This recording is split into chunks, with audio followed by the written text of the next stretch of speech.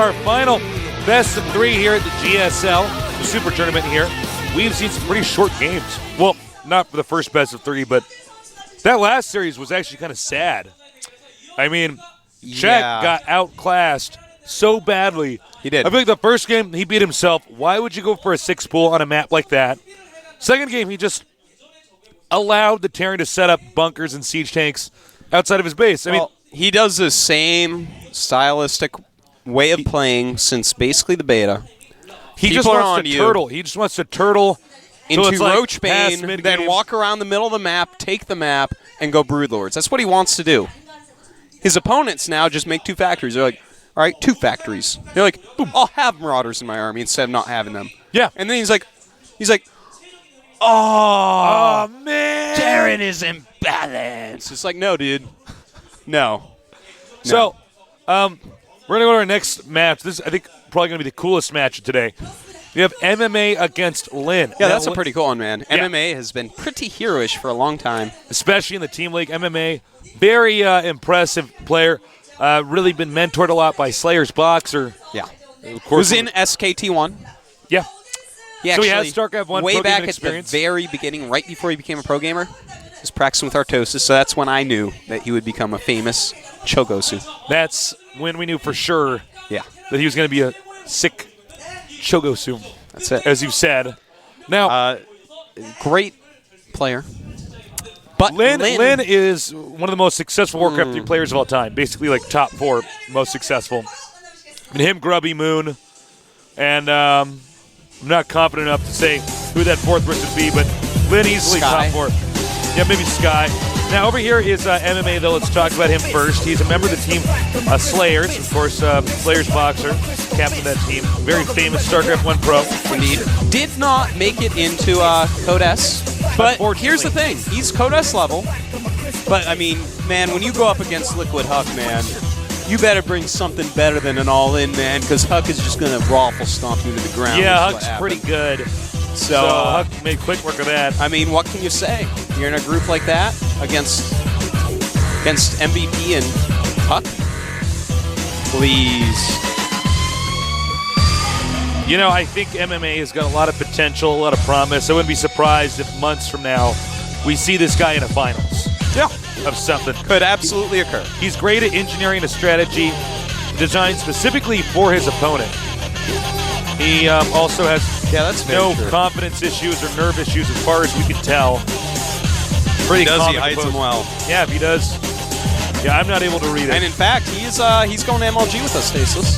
That's right. It's going to be really exciting. You go and see him in MLG, get some high fives, some pictures, you know, bring him gifts, autographs.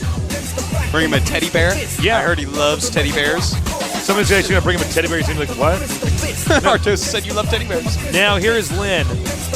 Lin is, as you can see, his recent 10 sets not that successful, but overall in pro gaming history, this guy is legendary. Did play Orc in Warcraft 3. Yep.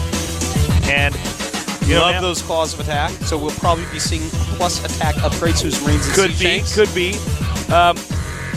You know, he had some success in He's like +1. Claws of attack that sometimes gave +6. And he's laughing at my joke. He's like, oh, that Artosis guy is so funny. He's like licking his lips. Because he's a reptilian, Artosis. Oh, that's why he's so good. These guys actually both chatting to each other. Him and Obama right now. both faces. Yeah, they're reptilians, man. You saw the picture, you right? think they're not real, man? Like, now, I want to point out, though, Lin, not as successful. If you compare, like, StarCraft 1 pro gamers to Warcraft 3 pro gamers and the success rate in StarCraft 2, Warcraft 3 players have not had the same kind of success. It's interesting. Inside of Korea, they've had almost no success. Very little. Yeah. Outside of Korea recently, they've had much more. But here's the thing that I want to point out is that StarCraft 2 has been out for over a year now. These guys aren't Warcraft 3 pro gamers anymore. It's no longer fair to say that. 2. Yeah. We are all StarCraft 2 pros. So I think those arguments at this point, I feel, are, for the most part, null and void. It's just, did the player himself, that individual human, adapt to this new game correctly? And I feel like the Warcraft 3 ex-pro gamers, from outside Korea have done so better than the Koreans. I think so. If you look at Artosis. Lin's play, you sometimes see him try to play Warcraft 3 and Starcraft 2. Okay, our first map is going to be Zalnaga Caverns. Neither player opted to eliminate a map, interestingly enough. Clearly a lot of confidence coming from these two. So head-to-head, Slayers MMA against Fox Lin. Terran versus Terran here at the GSL.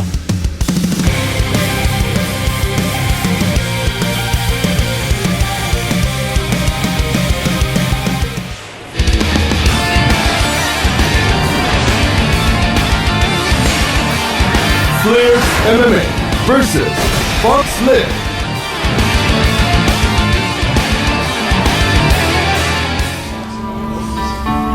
All right, over here in the upper right, technique they use in UFC. Also a member of Team Slayers. Slayers MMA.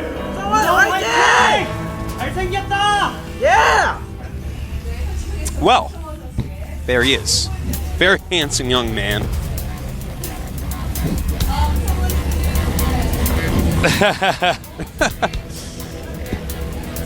A lot of people here in the studio today. On to our next player. One of the greatest Orc players of all time, next to Grubby from Warcraft 3, now playing Terran in Starcraft 2. Fox Lin.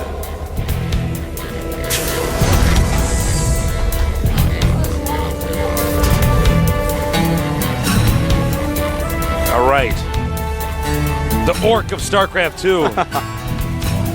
Suck. I was waiting for you to do that. I speak Orc, man. Yeah. I bet you some nerd now is going to actually send you a whole sentence on Twitter in Orc. And I'm going to go to Google Translate and be like, God damn it. Why don't they have Orc? What is this?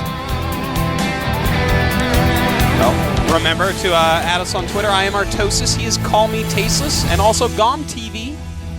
Yeah, add It's us. actually very important because Twitter is awesome when we look at it all the time. Yeah, stop being old. Somebody's like, yeah, but I don't need more stuff broadcasted. I mean, you don't have to tweet and use Twitter. You can just follow live feeds, get news updates. But it's a lot of people in StarCraft have formed these little communities where they all follow each other and chat about the game in Twitter. And Yeah. you too can get into that. Yeah. So go and do that. It's the future. It's the present, and it's the recent past. It's the recent past. Yeah, man. It is now. Well, right now, Lin, he is getting one gas and just pumping some Marines, whereas MMA has already started his command center. I'm really interested to see what he's going to do with this. Obviously, he's going to make a factory. If he makes a tech lab in Marauders, I think I might go insane. Uh-oh. We're going to have to get you some Thorzane. Stop that psychosis. I'd love to see Thorzane in the GSL. Yeah, me too. He's good. Yeah. So it looks like Lin has actually gone for a very interesting build, or he has expanded to his natural and then made his factory. That's actually really cute. I like that. I don't think it's the most optimal or best, but I like it. Now Lin smartly shuts the front door so that that SCDC MMA expand? can't get in there. Yes, he will. He does. He knows. He's going to see that bunker and back away. Because 3 Marines and an SCV do not take down a bunker with 4 Marines in it. That is for certain. Not even if they're 3-3, I don't Thank you, think. Count Dracula. Maybe if they're count. 3-3. Uh-oh. Lin already falling a little bit behind, losing some extra Marines. And he's actually making a reactor right now. So this is actually really bad, because 3 Marines are coming at him, and he has 2 Marines. The reactor is not even half done, so he is making a Hellion. But these Marines, they turn around, so he's lucky about that. You know, that is always like the most embarrassing thing. That happens to me in PvP sometimes, where he's like, the guy has a Zealot and 3 Stalkers, and I have a Zealot and 2 Stalkers. I'm not making another one, and he's like chasing me home. I'm like, please turn around, please turn around, No, please I've turn had that around. happen too. I know exactly what you're talking about. You're like, oh man, he's trying to be too safe. He could have actually killed you, and you're like, Like, he makes the right decision, though. So I compliment him on that. I'm like, you, sir, are playing safe. Lin is not done. He's moving forward towards MMA. MMA going to send this Marine off to the side to buy more time in case his opponent does decide to chase him down up here to the north. Lin getting revenge. Revenge.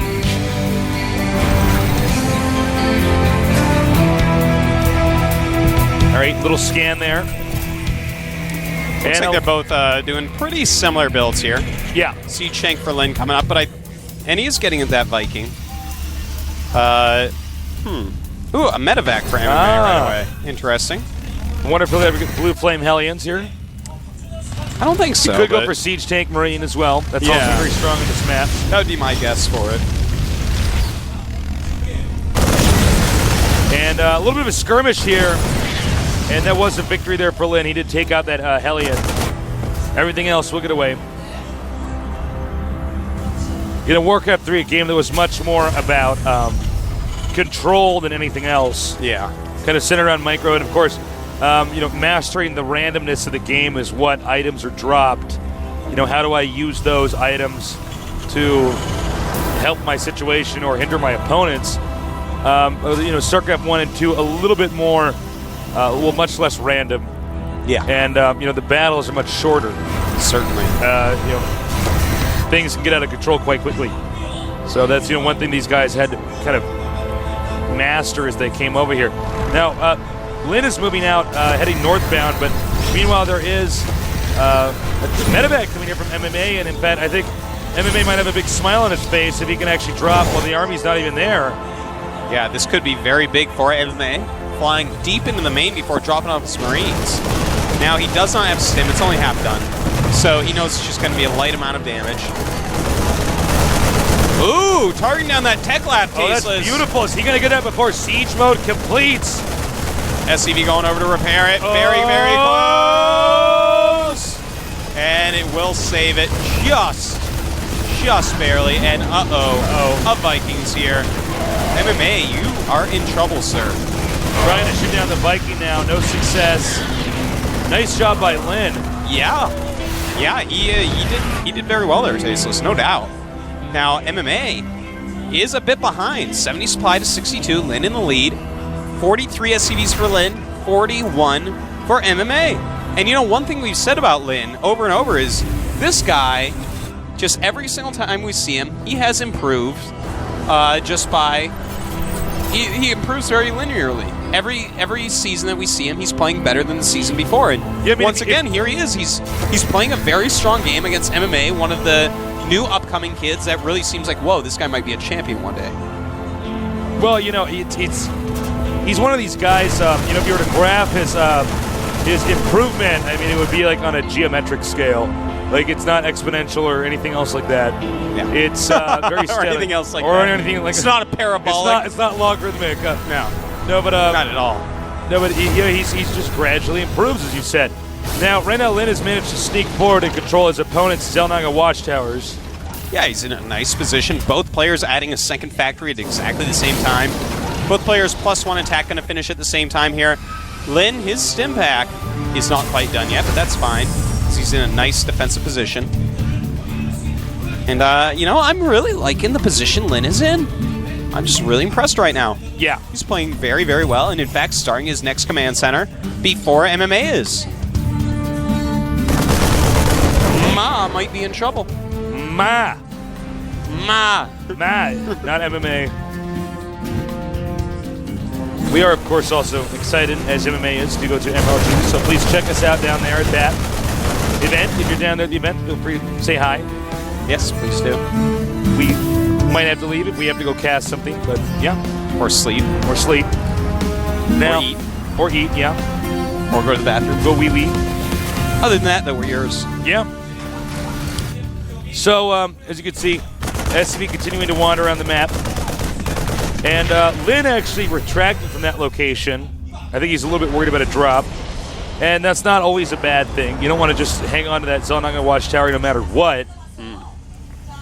You know what I love is this sensor tower that MMA has put up. It completely guards his main base. His main can't be touched out. Oh my god. Here we go. MMA sieging up very, very fast. No siege for Lin. He's got to get out of there, Tasteless. A lot of damage being dealt here with the siege tanks in siege mode. And I don't know why on earth Lin is not retreating. I have no idea. That is so... He had to get out of there. That was not good. I mean, if it ended up just unsiege tanks against siege tanks, would have been fine, but there were extra Marines there, and that just made MMA easily win the battle. And now, Lin was trying to maneuver around the map, hoping for an engagement. And I don't know. Do you think he just forgot siege mode? No, I think he it was meant to. part of his build? He looked at it and he said, okay, I have enough, because tanks do huge amounts of damage unsiege as well. Well, hold on, here we go. Lin coming up with his SCVs. But you know what? MMA is still looking pretty good right now.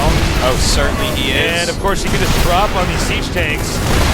Looks like he will end up losing his siege tanks there, except for one in the back. MMA, his Marines are very, very hurt at this point. But here's the thing, MMA, after that one battle with the siege tanks and Marines in the center, Tasteless, he's down so much supply. He's at 77 for Lin, 124 for MMA. That is a gigantic difference. And from here, MMA is going to feel good. He's expanding to the right side. He's going to drop the main with just a small drop to try to draw Lin into the wrong position, kill a little bit. All right, here we go. Dropping just a small number of Marines. He doesn't need 8. Just sends in 4 here. That's enough to kill a few SCVs and make the SCVs turn around. So, even if he loses the medevac and the Marines, he hasn't lost more than what would pay for itself. Going for that depot. Yeah, that's a super depot. Had supplies dropped on it, so that's a painful one to lose if it does burn down. Don't worry, Tasteless, I'm watching it. Yeah. It is what? How many hit points is it at? Oh, it's going to burn. Lin did not tell it to get If we get a shot of the depot inside the main base. Oh, it's gone. Too late. Too late. Gone. Get a shot of what, Tasteless? Doesn't exist anymore. It's gone. Well, MMA is just outclassing his opponent, to be frank. Yeah, Lin actually opened up pretty well. I felt like he was playing a great game in the beginning, but that one engagement turned the tides completely into his opponent's favor. So confused by how he's not actually able to identify that he should have left, that location. Yeah. That's just so weird. MMA is setting up an insanely good contain right now, Tasteless, removing that little Marine threat quite easily. Sensor tower. He has a sensor tower, so it's almost touching the natural command center. Look at that. He knows everything. He can actually count the units over there. It's actually insane. Great placement on that. I think Lin is in a lot of trouble right now, and MMA is not slowing down with his macro. Yeah, okay, here we go. Looks like he's going to try to break it. And here we go. Some Marauders in the front. I like that a lot. And sieging up. Can he break through? MMA has a lot of Marines in here. Yeah, MMA, he did lose this corner over here, but there's still so many more siege tanks. He does have 3 more over to the side, that's sure. But Lin broke out of one side, and that's the beginning, Tasteless. Yep. Scans over here. Viking being used to spot here. Scan being used to spot for Lin. And goodbye. Oh, good scan right there. MMA well. Oh, that was an awesome read by Lin. Lin actually dealing with this tank battle so well. Actually really impressive here. I didn't think actually Lin was going to be able to get out of that. I'm actually watching that one siege tank. He's had a siege tank with 1 hit left on it. He's killed 2 siege tanks with it. Nice snipe. Nope. Oh! And a Marauder snipes a siege tank. Showing some micro skills here. I like this. But, nice bomb there by the Marine. Sorry, go ahead, Artosis. Lin is still behind. MMA does have that 3rd base up. Even though Lin has had the 3rd command center for a long time, he's almost mined out, though. He literally has to get an expansion right now. He has to do it, Tasteless. Yeah, absolutely. He just has to. I don't want to fight about it anymore. He's got to do it. Yeah. No? Yeah, you're totally right, though. Ideally, he'd want to take the gold base. I don't know if he's going to let that happen, though. It's a hard spot to take, especially when, see, if he does take it, he can cut off any reinforcements to MMA's 3rd base. And if he can do that, I mean, hey, man, they have a comeback on the way. Here we go, another engagement. This time, Lin smartly sieging up in time. Yep. Using the Viking to drive out the spotting medevac. That one Viking doing a great job this game, Tasteless. He deserves an attaboy. Now, he may try to go around here. Yeah, it looks like MMA is walking around, but Lin has more siege tanks. It is 8 siege tanks from MMA against 11 siege tanks. Now 12, excuse me. from Lin. MMA getting into a nice position behind the gold base. And it looks like he can't quite hit a patch, almost though. Meanwhile, Lin's branched off. Part of his army is actually just heading up to the upper left, up my secret hallway. And now he might be able to push this location over here where the orbital is. This is interesting. I don't know if it's a good idea, though. Because that might trigger MMA to just attack with everything at the gold base. And frankly, this location I don't think is that important. This is so interesting. It looks like MMA walking back with a ton of units. Unfortunately, Lin was not quite quick enough getting up there. The rocks gave. Oh no! He sees a target by the siege tanks. And it looks like MMA will clean that up easily. You know, it was a good idea, but as soon as he saw MMA get in position, he should have pulled back. Oh. I think we're going to see him send everything. Here we go. Yeah, certainly. And just trying to move forward with his siege a little bit. See if he can't take out those siege tanks. Unfortunately for him, he can't. And that's it, GG. Really nice game there. You know, here's the thing. Lin made some mistakes. He did. But I feel like he actually played very well. Yeah. Look, Lin is wiping away his nerd tears. He might have had something in his eye there. Well, that was probably a pretty stressful game for Lin. You know, he actually almost broke out. I think when he took the gold base, there was nothing that necessitated him trying to go around. You know, but here's the thing. I like that he poked. I don't like that he saw his opponent getting in position, he still went. Now, if he had pulled back, that's the difference between, like, a godly Terran and a good Terran. Is when you see that, when you start to poke and you're like, this is not a good engagement, and you run. You have to do that. You cannot give away siege tanks and marines. You can't do it. He actually give away had siege tanks, you're not going to be as good as you more could be. siege tanks limited than MMA. But then he did that attack. He should have identified that, okay, MMA is turning around. Here's the thing. And just gone back. And especially about Xel'Naga Caverns and TVT. You keep repositioning your army. You keep bringing these little pieces of army and repositioning. And eventually you hit this position, there's nothing there. And you're like, there's nothing here. And you siege up in a nice little line. You put your marines in a nice little spread. And what is your opponent going to do? He's not going to do anything. Not really you're in anything. A great position that he wasn't in. When he's there, don't just siege up. I did like MMA's contain at the start. That was pretty cool. That little contain he had set up. It allowed him enough time to secure that third base. Now, you know, in Terran vs. Terran, you're not always going to have somebody contained forever, but you know, he had that third base long enough that he was able to remake his army. And the thing is, after Lin broke out, he almost came back. He had the beginnings of a comeback, man. Right. Well, just not the endings. No. Or really the late middlings. No, not even that. Not quite. Not even the early startings, partiallys. I don't know. I got nothing. We're going to go into a much bigger map, though, for our next map, which means containments don't always work the same way in situations like this. A lot of it's about little skirmishes, medevac drops. This map is, like, very hard to get a hard contain on after the first, like, 15 minutes because if they get into the fourth base area, it's just so wide. There's a lot of room. Well, Lin obviously doesn't want to go out on this map this early. Terminus Re. This is Crippy. We're talking about the map without actually naming it. It's like Steps of War. It's a mystery map. What? Now, we'll see. Both these guys still looking pretty confident. But Lin definitely, you know, considering his previous success in GSL, staying very high ranked. He obviously does not want to go out this early at the round of 64. He wants that 100 million super tournament. Yeah, he wants that money. I can see it in his eyes. He wants it so bad. So let's see if he can pull something together here against a player like MMA. If he doesn't, MMA is going to 2-0 this and move on to the round of 32, leaving Lin in the dust. This is the GSL.